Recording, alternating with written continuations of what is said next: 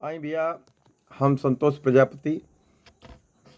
जैसे कि सबके पतावा नवरात्र चल रहा बा।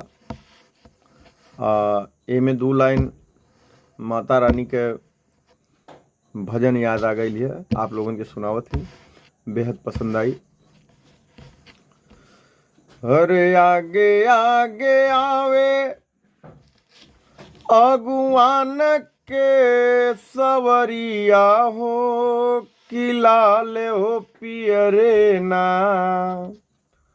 हो कि लाल हो पियरे ना।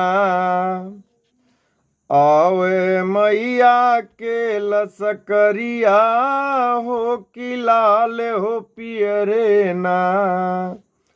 आवे मैया के लसकरिया हो कि लाल हो पियरे ना। अरे बाबा के सोहेला खड़ाऊं यो पियरिया हो कि लाल हो पियरे ना, हो कि लाल हो पियरे ना। आवे मैया के लसकरिया हो कि लाल हो पियरे ना। भैया भजन पसंद आए लो तो जय माता दी कमेंट में जरूर लिखना। नमस्ते, प्रणाम।